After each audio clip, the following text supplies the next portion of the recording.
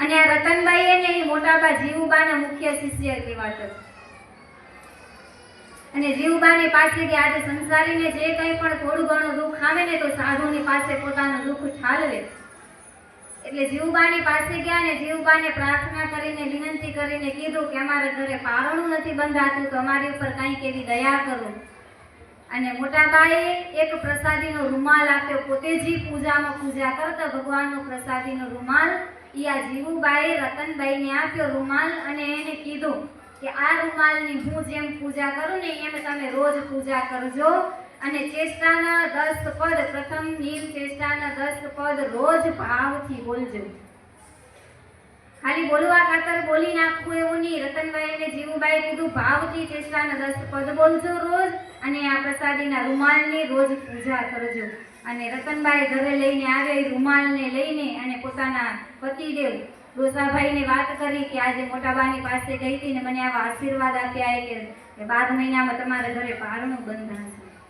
રોજ બને દંપતિ ભાવથી ચેષ્ટાના નિયમના પદ બોલે, રોજ ભાવથી આ રૂમાલના દર્શન કરે, પ્રસાદીનો રૂમાલ રોજ એની પૂજા કરે. સમય જતા 9 મહિને એને ઘરે ત્યાં બાળકનો જન્મ થયો. અને બાએ કીધું તું તમારા ઘરે જે બાળકનો જન્મ થાય ને એનું નામ હરિ રાખજો. દીકરાનું નામ કહી દીધું એને કે હરિ એનું નામ રાખજો. ઘરે બાળકનો જન્મ થયો, બાળકનું નામ પડ્યું હરિ. અને હવે દીકરો માના ગર્ભમાં હોય તો એમ કહેવાય કે 80% સંસ્કાર માના ગર્ભમાં બાળકના પડે. મા બાપ આવું ભજન કરતા રોજ નીમ ચેષ્ટાના ભાવથી પદ બોલતા ને આ હરિની અંદર એ નીમ ચેષ્ટાના પદ રગ રગમાં નસે નસમાં ઉતરી ગયું. નાનું એવું બાળક કે 5 વર્ષનું બાળક થયું. સમય જતા જતા સંસ્કાર સત્સંગના ઉતરે. 5 વર્ષનું બાળક થયું. ગઢાળીની અંદર સિદ્ધાનંદ સ્વામી પધારેલા અને મંદિરમાં પધારેલા. અને સાંજનો સમય થયો, નીમ ચેષ્ટા થાય ને સંધ્યાનો સમય. અને જેવા નીમ ચેષ્ટા થાય ને તો આ હરિભાઈ આગળ બેઠા બેઠા ભગવાનના ભગત 5 વર્ષનું બાળક ચેષ્ટા બોલે પોતાના મોઢે. હાથમાં બુક લઈને નહીં, મુખે કંઠસ્થ, માના પેટમાં રહીને કંઠસ્થ કર્યા એ નીમ ચેષ્ટાનો પદ. હવે 5 વર્ષનું બાળક ચેષ્ટા બોલે તો સૌને આશ્ચર્ય લાગે કે ન લાગે? બધાને એમ થાય ને કે કેવું નાનકડું છોરું હોય ને કેટલું સરસ બોલેલું એમ. આજે સિદ્ધાનંદ સ્વામીને આશ્ચર્ય લાગ્યું. નિયમ ચેષ્ટા પૂરો છે, શ્રીપતિ શ્રીધરમ થયું એટલે સિદ્ધાનંદ સ્વામી બાળકને બોલાવ્યું અને પૂછ્યું કે કેના તમે દીકરા થાવ, મા બાપ કોણ કહેવાય? પછી તો ડોસાભાઈ આવ્યા બાજુમાં અને પૂછ્યું કે આ નાનકડું એવું બાળક અને નિયમ ચેષ્ટાનો પદ બોલે. પૂછ્યું કે તમે રોજ બોલો? તો કે હા અમે રોજ ઘરે બોલી અને મંદિરમાં પણ આવીને રોજ અમે નિયમ ચેષ્ટાના પદ બોલી. કઈ સ્વામીને ખબર પડી કે આ માના સંસ્કાર બાળકની અંદર ઉતર્યા. સમય જતા જતા બાળક સત્સંગના સંસ્કારને લીધે મોટું થતું જાય. એની ઉંમર હતી ને તેને સાધુ થવાની ઈચ્છા થઈ. એકનું એક બાળક હરિ એનું નામ.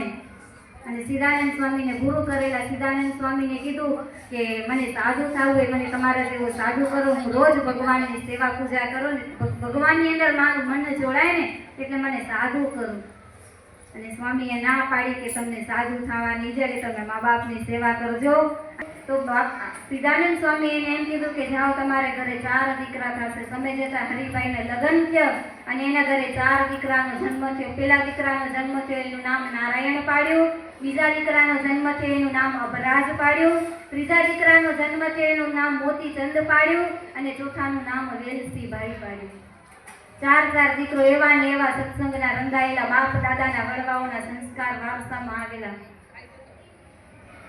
અને કીધું ને પેલા કે ભગવાન જેવી પોતાની અંદર શક્તિ હોય ને, જેટલું આપની પાત્રતા હોય ને એટલી શક્તિ આપને પ્રદાન કરે. આવા નિયમ ચેષ્ટાના પદથી આનામાં એવા ને એવા સંસ્કાર આવેલા, એવી ભગવાનની શક્તિ ઉતરેલી. સમય જતા અબરાજને ત્યાં એક વાડીની અંદર સર્પનો દંશ થયેલો. વાડી કરતા હતા, વાડીના સેડા ઉપર સાપ હાલો જાતો હશે, સર્પનો દંશ થયો ને એને અબરાજને. એટલે આખું ગામ મંડ્યું વૈદને ગોતવા માટે, દવાઓ કરાવે કેટલી. હવે વૈદું કરે અને સાપનું ઝેર ધીમે ધીમે ચડતું જ જાય. અને હરિભાઈને ખબર પડી કે મારા દીકરાને સર્પનો દંશ થયો. એ આખું ગામ ભેગું થયું વૈદને ગોતવા માટે, ડોક્ટરની દવાઓ કરાવે.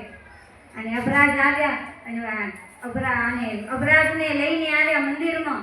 અને હરિભાઈને ખબર પડી એટલે હરિભાઈ પણ મંદિરમાં આવ્યા અને બધાને કહી દીધું કે કોઈ વૈદું કરવાની જરૂર નથી. મારી પાસે બહુ વૈદ્ય અને હું વૈદું જાણું. ગામને નવાઈ લાગી કે આ વૈદું જાણે હરિભાઈ. એની પાસે કયું વૈદું હતું, કયું ઔષધ હતું?